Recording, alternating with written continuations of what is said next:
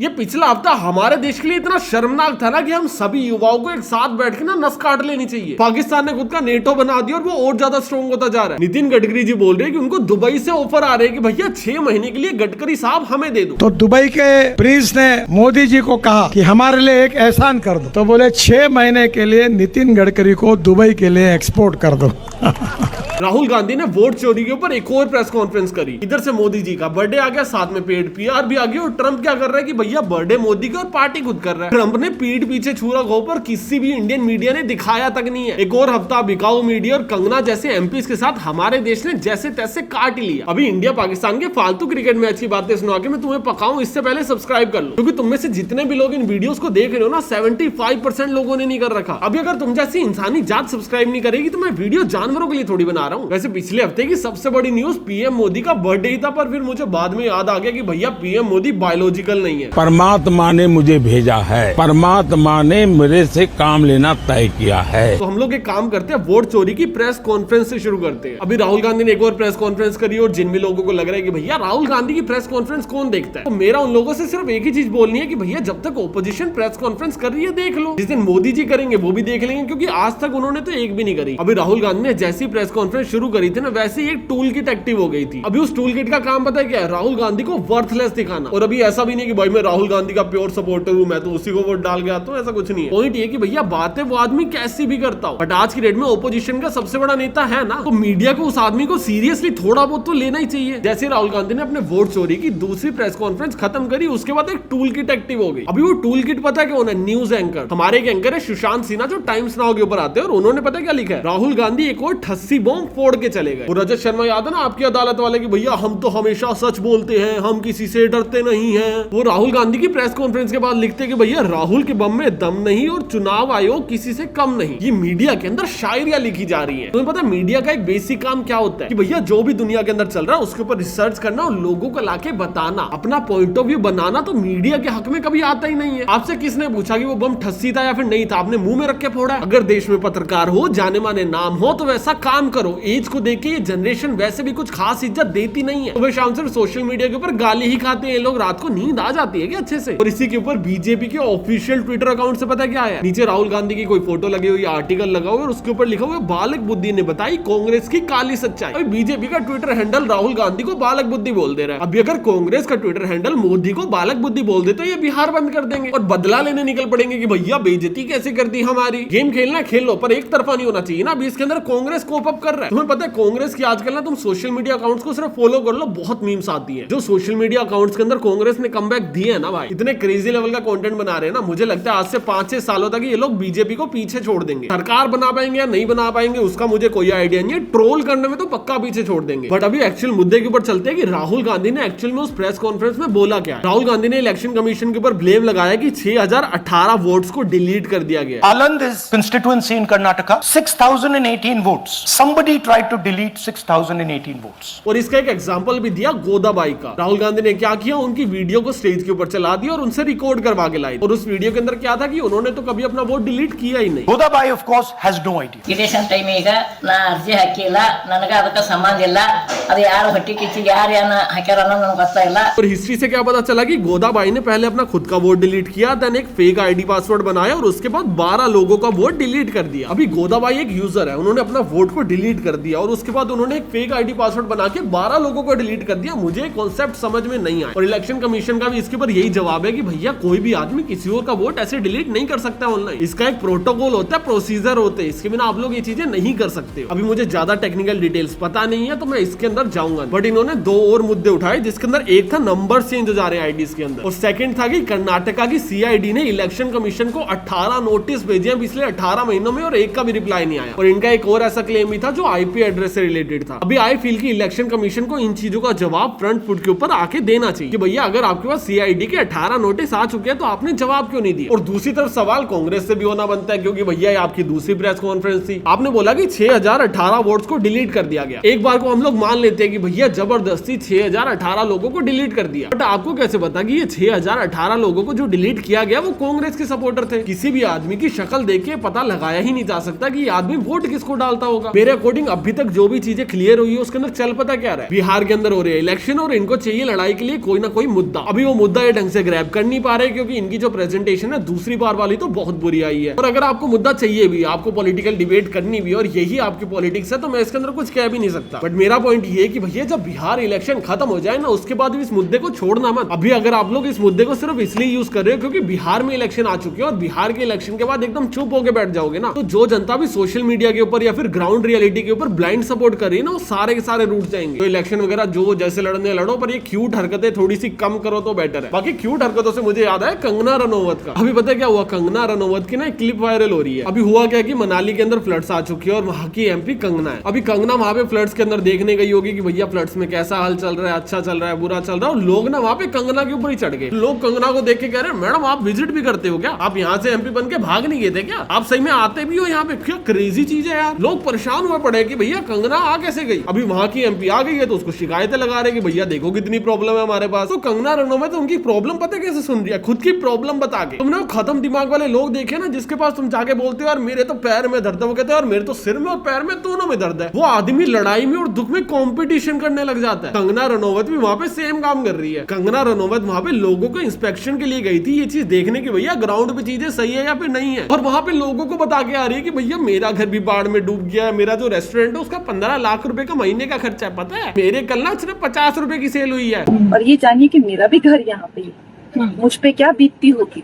मेरा भी रेस्टोरेंट यहीं पे जिसपे कल 50 रुपए का बिजनेस हुआ है, 15 लाख की सैलरी यही है, 50 रुपए का बिजनेस हुआ, मुझ पे भी क्या बीती, मेरी भी तो मेरी दर्द भी आप समझिए। अभी प्रॉब्लमेटिक चीज ना यहाँ पे 3 है। पहली ये है कि भैया आप खुद के दुख क्यों रो रहे हो। दूसरी ये है कि भैया 15 लाख का खर्चा आ कैसे रहा, ऐसा कौन सा 7 या 8 स्टार का होटल खोल रखा है आपने जिसके अंदर 15 लाख की सैलरी चली जा रही है। बिजनेस वाली बातों में तो हम भी कुछ खास कच्चे नहीं है, 15 मिनट बैठ के गिना 15 लाख के तो आसपास नहीं आ रहा आपका नंबर। पर चलो मान लिया कि 15 लाख का खर्चा आ रहा होगा, पर ये जो कल 50 रुपए की सेल हुई है आपकी, ये क्या बिका है आपके फ्लैट के अंदर। ऐसे कौन से किस्म का गांजा बेच रहे हो जो आदमी तैरता हुआ आ गया वो गांजा फूकने, और वो भी 50 रुपए में बेच दे रहे हो। क्या बिका क्या है वो 50 रुपए का, खुद ही जाके एक कप चाय पी ली। बाकी ना इन सब चीजों से हटके ना मैं इस वीडियो में एक चीज टेस्ट कर रहा हूँ। मेरे आजकल on an average her video के ऊपर 2.5 से 3 लाख व्यूज आ जाते हैं, और उसके ऊपर पर वीडियो के ऊपर जो नए सब्सक्राइबर है वो सिर्फ 1.5 से 2,000 आते हैं। तो मेरी टीम ने बोला था कि भैया एक बार सब्सक्राइब करने को बोलना, देखते हैं कितने बढ़ते हैं। तो जो लोग नहीं करके बैठे हो कर लो, और हम लोग चलते हैं नितिन गडकरी के ऊपर। देखो नितिन सर के ऊपर मेरा बात करने का बहुत टाइम से मन था, पर वो एक होता ना मौका है वो मिल ही नहीं पा रहा था। एथनॉल, E20, पेड PR, इनको दुबई बुलाया जा रहा है 6 महीने के लिए, बहुत चीजें बात करने के लिए, थोड़ा आराम से बैठ के करते हैं। सबसे पहले बेस से शुरू करते हैं कि भैया एथनॉल इंप्लीमेंट क्यों हो रहे हैं। और मैं इस वीडियो के अंदर कोई अनपढ़ और अंधभक्तों वाली बात नहीं कर रहा हूँ। भैया एथनॉल से हमारी गाड़ी खराब हो रही है तो एथनॉल आना ही नहीं चाहिए, ठीक है भैया आप ले आए। हमारी गाड़ियां खराब हो रही है, एक बार को इस फैक्ट को इग्नोर कर देते हैं क्योंकि सरकार मान के राजी नहीं है कि इससे गाड़ियां खराब होती है, तो जब लोगों की खराब होनी शुरू होगी तब अटैक करेंगे। पहले सिर्फ और सिर्फ मेरे को बेसिक फंडामेंटल्स क्लियर करो कि भैया एथनॉल लाना जरूरी क्यों था। एथनॉल लाना इसलिए जरूरी था क्योंकि हम लोग एक ऑयल डिपेंडेंट कंट्री है, हमको हमेशा जो कच्चा तेल है ना वो बाहर से खरीदना पड़ता है, और जब हम लोग तेल खरीदते हैं तो हमारे पास जो US डॉलर्स होते हैं वो बाहर वाले देशों के पास चले जाते हैं। इससे क्या होता है कि हमको काफी ज्यादा खर्चे करने पड़ते हैं, हमको चीजें बहुत ज्यादा महंगी पड़ती है। तो इसी रीजन से हम लोगों ने सोचा कि भैया अगर 20% एथनॉल मिला देंगे तो 20% इंपोर्ट करने की जरूरत ही नहीं पड़ेगी, क्योंकि जो पेट्रोल यूज किया जा रहा था उसकी जगह पे एथनॉल यूज होने लग जाएगा। बट ये बहुत अच्छा विजन ना सिर्फ दूर दूर से, ना सिर्फ पास चल के देखते हैं थोड़ा सा। देखो भैया एथनॉल का प्राइमरी रीजन था कि भैया जो लोगों के ऊपर कॉस्ट आ रही है वो भी कम होगी, जो सरकार को कॉस्ट आ रही है वो भी कम होगी, तो देश के लिए विन विन सिचुएशन होनी चाहिए। अब ये क्रेजी डेटा देता हूँ, सरकार को जो पेट्रोल पड़ता है ना 1 लीटर का, वो पड़ता है 45 रुपए से लेके 60 रुपए के बीच में। अभी 45 से 60 क्यों बोल रहा हूँ, क्योंकि सरकार ने कहीं पे भी डिस्क्लोज नहीं कर रखा कि उनको एक्चुअल में क्या कॉस्ट पड़ती है। बट ना इंडिया क्या करता है, तेल बनाता है और वो भूटान को बेचता है, और भूटान के अंदर 60 का भी करा। तो जाहिर सी बात है कि भैया अगर हमारी सरकार 60 का बेच दे रही है तो बन तो उससे कम का ही रहा होगा। बट 1 लीटर एथनॉल पता है कितने का बन रहा है, 71 रुपीज 32 पैसे का। मतलब तेल बाहर से खरीदना सस्ता है और जो उसमें मिलावट कर रहे हैं वो मिलावट महंगी है। पहली बार दुनिया में कोई आदमी ये चीज सुन रहा होगा कि जो हम मिलावट कर रहे हैं और मिलावट रियल मटेरियल से महंगी है, और फिर भी हमारी सरकार कर रही है क्योंकि उनके 2 सुपुत्रों के पास वो कंपनी है। ये बड़े बड़े ब्लेम्स तो बहुत जगह लगे हैं ना, हम तो सिर्फ उसको कॉपी कर रहे हैं। आपके बेटे अगर अमीर हो रहे हैं मुझे तो उससे भी कोई दिक्कत नहीं है। देश के अंदर अगर करप्शन हो रहा है तो दबा के होना चाहिए, बस कहीं ना कहीं पे मेरा इन्वॉल्वमेंट होना चाहिए, मेरा प्रॉफिट बनेगा तब कोई दिक्कत नहीं। यही लाइन सुन के ना किसी दिन जेल चला जाऊंगा। But on a serious note, मुझे एक्चुअल में करप्शन से उतनी ज्यादा दिक्कत नहीं है। बट एथनॉल को इंडिया के अंदर लाने का कोई रीजन बचता ही नहीं है, ये मेरी प्रॉब्लम है। मैं मानता हूँ कि भैया अगर हम लोगों ने एक बार 20 या 27% एथेनॉल मिक्स करना शुरू कर दिया तो हमारी 27% डिपेंडेंसी दूसरी कंट्रीज से कम हो जाएगी, और प्रैक्टिकली देखा जाए तो एक अच्छी चीज है। पर उसकी वजह से हम लोग अपने देश की सारी गाड़ियां खराब थोड़ी कर लेंगे। अभी E20 आ चुका है और गडकरी साहब चाहते हैं कि भैया E27 तक ले जाए। बट अगर मैं तुम लोगों को एक और डेटा दूं ना, तो जो एथेनॉल होता है ना वो बनता है हमारे गन्ने के जूस से, हमारे भुट्टे से बनता है, और ये जो सारी की सारी क्रॉप्स होती है ना काफी ज्यादा पानी कंज्यूम करती है। और 1 लीटर एथेनॉल बनाने के लिए पता है कितना पानी लगता है? 3100 लीटर, 3100 लीटर्स ऑफ वाटर को वेस्ट किया जाता है 1 लीटर एथेनॉल के लिए। एक ऐसी चीज जो पेट्रोल का सस्ता जुगाड़ है, ना अच्छी है ना सस्ती है, और इतना ज्यादा भैया ग्राउंड वाटर को डैमेज भी कर रही है। ये चीज क्यों एग्जिस्ट करती है? और जब गडकरी साहब से ये चीज पूछ लो तो बोलते हैं कि भैया ये लोग तो एंटी नेशनल है। गडकरी साहब ने एक और चीज बोली थी कि भैया ये जो भी सोशल मीडिया पे चल रहा है एक पेड कैंपेन है, और मुझे इस चीज का अभी तक पैसा नहीं मिला है, तो मेरे लिए ये प्रॉब्लमेटिक चीज। पर मुझे मेरे हिस्से का इंसाफ चाहिए, और मैं चाहता हूँ कि गडकरी साहब इसके अंदर इन्वॉल्व हो और मेरे को मेरे हिस्से के पैसे दिलवाएं, क्योंकि भैया ये वाली वीडियो मैंने फ्री के अंदर बना दी, तो मुझे मेरा हक मिल जाए। मैं सड़क पे जितने गड्ढे हैं वो भी भूल जाऊंगा। मैं बोलूंगा भैया सड़कें तो सरकार का काम है ही नहीं, हमें खुद बनानी चाहिए, बस मुझे मेरा एक बार हक मिलना शुरू हो जाए। बाकी अभी मैंने कोई इंटरव्यू सुना था गडकरी साहब का, जिसके अंदर वो बोल रहे थे कि मोदी जी को दुबई ने बोला है कि भैया 6 महीने के लिए गडकरी साहब दे दो। तो दुबई के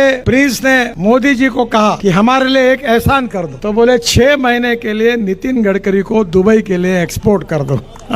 तो अगर ऐसा कोई इंसिडेंट रियल में हुआ है तो देखो भैया, मैं तो विश्वास करता हूँ जो भी पॉलिटिकल पार्टीज बोलते हैं, मैं तो भैया सारी बातें मानता हूँ। तो भैया मेरी सीधा सीधा दुबई से दरखास्त है कि भैया अगर आपका 6 महीने के लिए ले जाने का मन है तो पहले सोच लो, क्योंकि यहाँ पे 1 लीटर एथेनॉल के लिए 3100 लीटर पानी वेस्ट किया जा रहा है, और आपके पास पानी वैसे ही कम है, तो आराम से डिसाइड कर लेना। टाइम हमारे पास बहुत है, क्योंकि मोदी जी तो अभी यहाँ पे इंडिया में बर्थडे बना रहे हैं। जिस दिन मोदी जी का बर्थडे था ना, मेरे को उसी दिन पता चला कि अरे भाई बर्थडे है क्या, और मैक्सिमम लोगों को ना एक्चुअल बताऊं तो उसी दिन ही पता चला कि अच्छा आज है बर्थडे पीएम मोदी जी का। बहुत बढ़िया बात है, कांग्रेचुलेशन सर। पर बीजेपी के वर्कर्स को पहले से पता था कि भैया बर्थडे आने वाला है। उन्होंने क्या किया, अखबार की सारी हेडलाइन खरीद ली, आधे से ज्यादा पूरे अखबार खरीद लिए कि भैया सारे पेजों के ऊपर मोदी जी मोदी जी मोदी जी मोदी जी, भैया हैप्पी बर्थडे, हर भाषा के अंदर हैप्पी बर्थडे। देखो भैया अगर आपको खुद को हैप्पी बर्थडे कहलवाना है तो वो मेरे पैसों से क्यों कहलवाया जा रहा है? मुझे पता है वो सारी चीजों के अंदर टैक्स का पैसा यूज हुआ है। मैं मेरा बर्थडे नहीं बना पा रहा खुद के पैसे से, आप मेरे पैसे से खुद सेलिब्रेट कर जा रहे हो। ये आपके पास एक अनफेयर एडवांटेज क्यों है नेता बनने के बाद? बाकी वो सीरियस नोट देखने में बहुत ज्यादा वियर्ड लग रहा था कि यार कोई नेता अपने इतने सारे बैनर छपा रहा है और वो भी खुद को विश करवाने के लिए। कांग्रेस वाले या फिर ध्रुव राठी बोल रहे थे कि भैया ये सारी की सारी एक टूल किट चल रही है, सभी सेलिब्रिटीज को टैक्स किया जा रहा है कि भैया पीएम मोदी को विश कर दो। एंड ये बातें ना कहीं कन्विंसिंग में लगती है कि भैया शाहरुख खान ने वीडियो बना के दे दी, बाकी भी स्टार्स ने वीडियो बना के दी, सबको याद थोड़ी था। मैं कह रहा हूँ वीडियो बना के ट्विटर के ऊपर डालनी, और वो भी अपने देश के प्रधानमंत्री के लिए बुरी बात नहीं है। ऐसा भी है, तुम्हें पसंद है नहीं है, तुम्हारी आइडियोलॉजीज के ऊपर डिपेंड करता है ना। वो तो है तो देश का प्रधानमंत्री, हमारी विश भी डिजर्व करता है, रिस्पेक्ट भी डिजर्व करता है, सारी चीजें डिजर्व करते हैं। बट सभी लोग अपनी वीडियोस के साथ रेडी थे और सबको पता था कि भैया मोदी जी का बर्थडे आने वाला, और सबने कैलेंडर में लगा रखा था। ये चीज थोड़ी सी सस्पिशियस लग रही थी। तो